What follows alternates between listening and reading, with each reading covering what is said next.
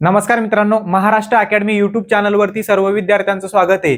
SSC GD भरती 2026 च्या परीक्षेबाबत आतापर्यंतची सर्वात मोठी अपडेट आलेली आहे। जे विद्यार्थी एसएससी जीडी भरतीची तयारी करताय त्यांच्यासाठी ही खूप मोठी खुशखबर सुद्धा असणार आहे। ती खुशखबर म्हणजेच काय, एसएससी जीडी भरतीची जी काही परीक्षा आहे ती 23 फेब्रुवारी 2026 पासून सुरू होणार होती, ती आता रद्द झालेली आहे, कॅन्सल झालेली आहे। कॅन्सल झालेली म्हणजेच काय, तर ही परीक्षा 23 फेब्रुवारीला न होता 15 ते 20 दिवस पुढे ढकलण्यात आलेली आहे। आणि सगळ्यात महत्त्वाचं एक चेंज काय झालेला आहे, तर जो तुमचा एसएससी जीडी भरतीसाठी सेल्फ स्लॉट बुकिंग होणार होतं ते सुद्धा कॅन्सल झालेलं आहे। आता सगळ्यात महत्त्वाचं म्हणजेच काय, ह्या व्हिडिओमध्ये आपल्याला काय पाहायचंय की नेमकं तुमची जी काही नवीन परीक्षेची तारीख असणार आहे ती परीक्षेची तारीख काय असणार आहे, कधी तुमची परीक्षा सुरू होणार, तुम्हाला किती वेळ या इथून पुढे परीक्षेसाठी मिळणार आहे आणि इथून पुढे जे काही तुम्हाला दिवस मिळणार आहे त्या दिवसाचं नियोजन तुम्ही कशा पद्धतीने केलं पाहिजे, जेणेकरून तुमचा जो काही आता स्कोर येत असेल तो स्कोर त्या ठिकाणी 20 ते 30 मार्क कशा पद्धतीने वाढले पाहिजे त्याबद्दलच आपण आजच्या व्हिडिओमध्ये डिस्कस करणार आहे। आणि सगळ्यात महत्त्वाचं म्हणजेच काय, जे विद्यार्थी एसएससी जीडी भरतीची तयारी करताय त्या सर्व विद्यार्थ्यांना हा व्हिडिओ सुद्धा शेअर करायचा आहे, जेणेकरून त्यांच्यापर्यंत हा महत्त्वाचा अपडेट, त्याचबरोबर महत्त्वाची माहिती आणि सगळ्यात महत्त्वाचं जी आपण स्ट्रॅटेजी सांगणार आहे ती सुद्धा त्यांच्यापर्यंत पोहोचली पाहिजे।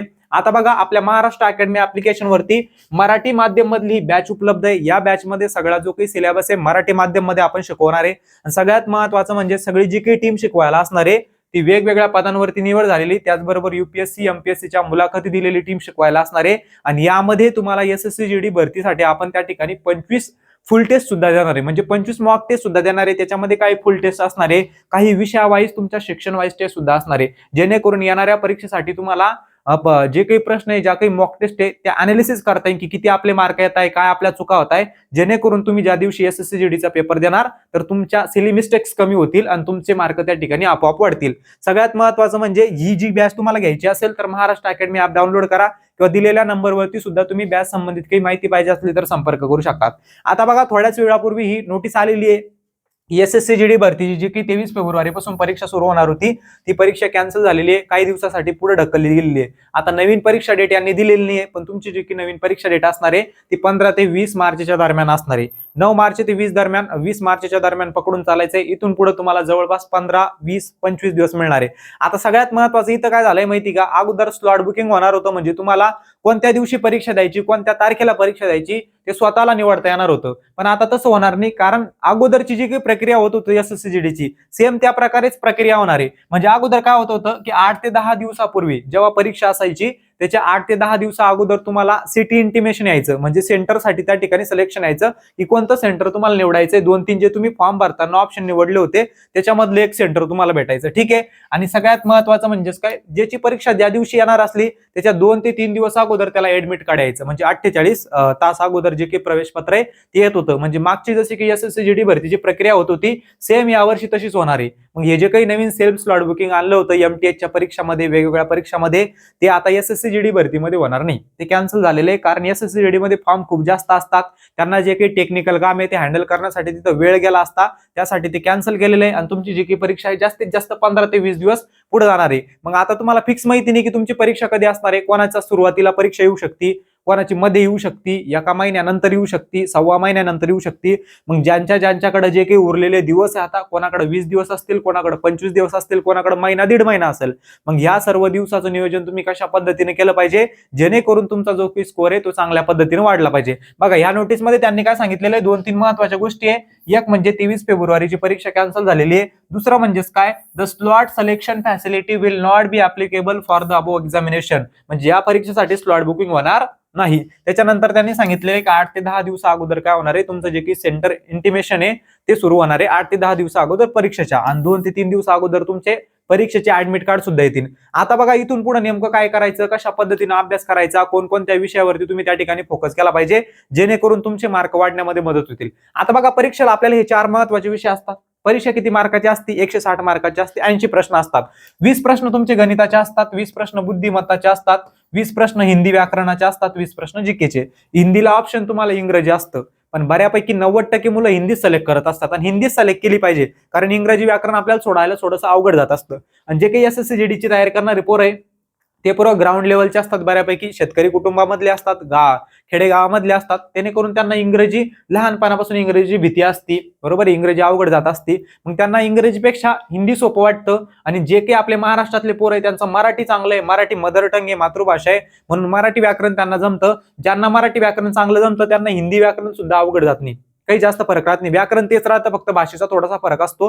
त्यामुळे मराठी व्याकरण चांगलं असेल तर तुम्ही त्या ठिकाणी हिंदी व्याकरणचे प्रश्न नक्कीच सोडू शकता. ठीक आहे, आता बघा ही जी काही गणिताचे 20 प्रश्न आहे तुमचे, ह्या 20 प्रश्नांचं नियोजन व्यवस्थित करा. जे जे घटक तुमचे राहिलेले, आता तुम्ही काय केलं असन, गडबड गेली असन, काही टॉपिक स्किप केले असन, मग ज्या घटकामधून प्रश्न येत असतात ते घटक आधी शोधा. आणि ते शोधण्यासाठी PYQ बघा. काय बघा तर PYQ बघा, जास्तीत जास्त PYQचा अभ्यास करा. पण आता अगोदर TCS परीक्षा होत असते, घेत होती, पण यावर्षी ती घेणार नाही, दुसरी कंपनी आली, मग थोडेसे PYQ एवढे महत्वाचे नाही. पण PYQ बघणं का बरं महत्वाचे, आपल्याला सिलेबस कळतो, सराव होतो आपला. पण इथून पुढे तुम्हाला PYQ कशाचे बघायचे तर MTH चे बघा. कशाचे बघा, MTH चे बघा. म्हणजे यावर्षी ज्या काही परीक्षा तुमच्या TCS न घेतलेल्या नाही त्या परीक्षेचे PYQ बघा, जेणेकरून हे नियोजन जर तुम्हाला चांगल्या प्रकारे जमलं तर येणाऱ्या परीक्षेसाठी मदत होणार आहे. कारण जी काही कंपनी परीक्षा घेत असती त्याच्यामध्ये सिमिलॅरिटी असते क्वेश्चन मध्ये. मॅथ रिझनिंगचं तुम्ही MTH चे पिळून काढा, जे आता परीक्षा MTH ची होती ते बघा व्यवस्थित कसे क्वेश्चन आले होते. मागे रिसेंट मध्ये जे काही क्वेश्चन जे काही TCS ने घेतलेले नाही, दुसऱ्या कंपनीने घेतलेले, जे SSC GD परीक्षा घेणारे त्या कंपनीचे सगळे पेपर बघा त्यांनी घेतलेले, जेणेकरून येणाऱ्या परीक्षेसाठी तुम्हाला मदत होतील. PYQ मधून कळण की येणाऱ्या परीक्षेसाठी पेपर कसा असू शकतो, क्वेश्चन कळतील, पॅटर्न कळतील. आणि जास्तीत जास्त हे जे काही 3 विषय तुमचे, ह्या 3 विषयाकडे फोकस द्या. कारण GK एक अनएक्सपेक्टेड असतं, कधी काय विचारण काय नाही सांगता येत नाही, आणि खूप सारे विषय त्याच्यामध्ये इन्क्लूड असतात. मग हे 3 जरी तुम्ही टॉपला ठेवले, बघा गणिताचे 20 क्वेश्चन आहे तुम्हाला 40 मार्क देणार आहे, बुद्धिमत्ताचे 20 क्वेश्चन 40 मार्क देणार आहे. इथं एक सुद्धा क्वेश्चन चुकू द्यायचं नाही. एकदम सिंपल प्रश्न विचारत असतात बुद्धिमत्ताचे तुम्हाला. मी याच्या अगोदर एक व्हिडिओ टाकलेला आहे बघा, नियोजन कसं करायचं, त्याच्यामध्ये महत्वाचे टॉपिक सांगितलेले आहे तुम्हाला की बुद्धिमत्ताचे महत्वाचे टॉपिक कोणते करून जायचे, गणिताचे महत्वाचे 5-6 टॉपिक सांगितलेले. जे नवीन विद्यार्थी असन त्यांनी कसा अभ्यास करायचा, जुने विद्यार्थी असन त्यांनी कसा अभ्यास करायचा, याच्या रिलेटेड एक व्हिडिओ मी अगोदर टाकलेला आहे, तो व्हिडिओ व्यवस्थित बघून घ्या, जेणेकरून तुम्हाला महत्वाचे टॉपिक कळणार आहे. आणि इथून पुढचं सगळ्यात महत्वाचं नियोजन तुमचं या 3 विषयावरती झालं पाहिजे. कारण ह्या 3 विषयाला जास्तीत जास्त सराव लागत असतो. हिंदी व्याकरणाचे जास्तीत जास्त प्रश्न सोडवा, मागचे झालेले सोडवा, बरोबर आहे, सराव प्रश्न सोडवा, आणि जास्तीत जास्त मॉक टेस्ट सोडवा. इथून पुढे जे काही राहिलेले दिवस आहे त्या राहिलेल्या दिवसामध्ये जेवढ्या जास्त तुम्ही मॉक टेस्ट सोडवणार आहे त्याचा तुम्हाला येणाऱ्या परीक्षेमध्ये नक्की फायदा होईल. कारण मॉक टेस्ट मधून काय होत असतं माहिती का, की तुम्हाला तुमच्या ज्या काही सिली मिस्टेक आहे त्या सिली मिस्टेक कोणकोणत्या होत आहे, कुठं कुठं चुकतंय, बरोबर आहे की नाही, वेळ किती लागतोय, वेळेचं मॅनेजमेंट सगळ्यात महत्वाचं या परीक्षेमध्ये.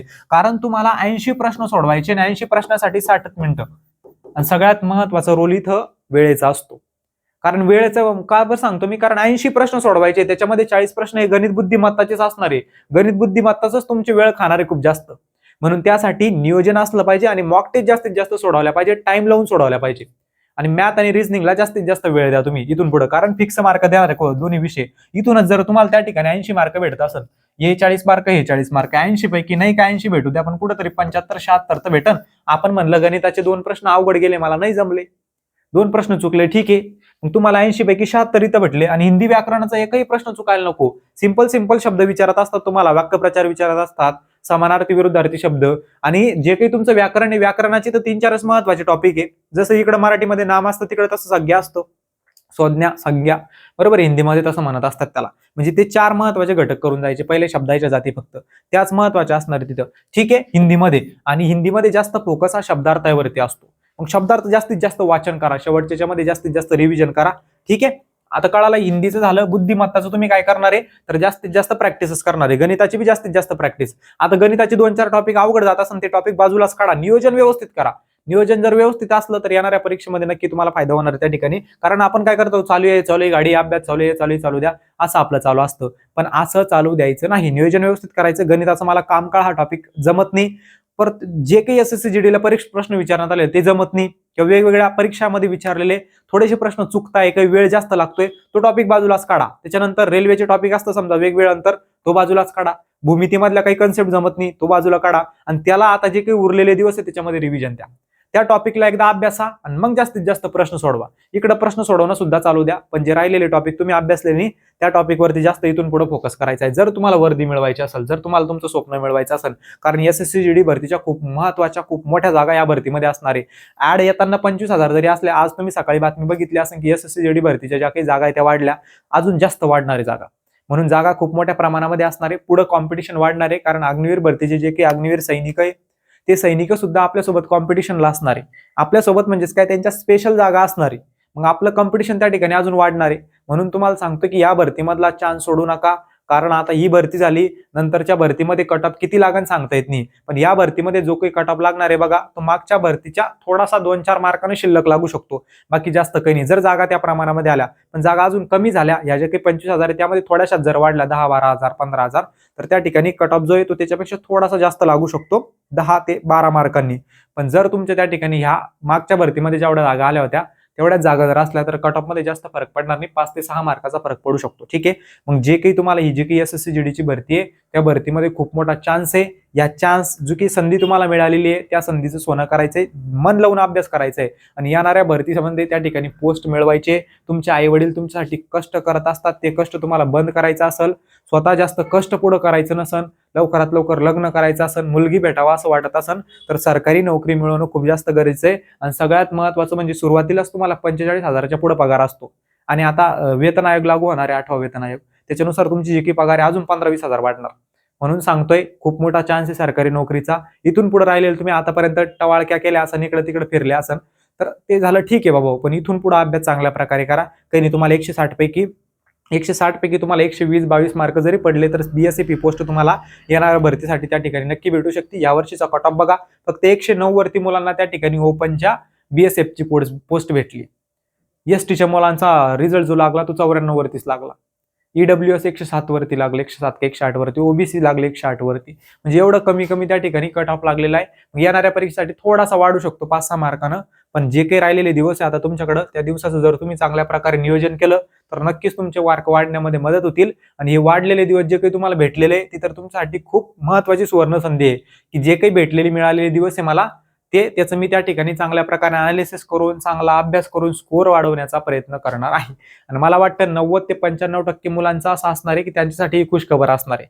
कारण त्यांनी खूप घाई केली, कारण ऍडव्हर्टाइजमेंट लेट आली. ऍडव्हर्टाइजमेंट येत असते नोव्हेंबरच्या महिन्यामध्ये, बरोबर आहे, त्यांनी डिसेंबरच्या महिन्यामध्ये टाकली, कधी कधी ऑक्टोबर मध्येच येत होती, आता नोव्हेंबर मध्ये टाकली आणि या वर्षीची डायरेक्ट डिसेंबर मध्ये आली. मग परीक्षा मुलांनी एक्सपेक्ट केलं होतं की परीक्षा एप्रिल मध्ये होईल, पण त्यांनी डायरेक्ट फेब्रुवारी पासूनच चालू केली. त्यासाठी मुलांना वेळ मिळावा अभ्यासासाठी, बऱ्याच मुलांची इच्छा होती, विद्यार्थ्यांची इच्छा होती की आपल्याला वेळ मिळाला पाहिजे अभ्यासाला. तर तुम्हाला आता 20 ते 25 दिवस जे ते एक्स्ट्रा मिळणार आहे.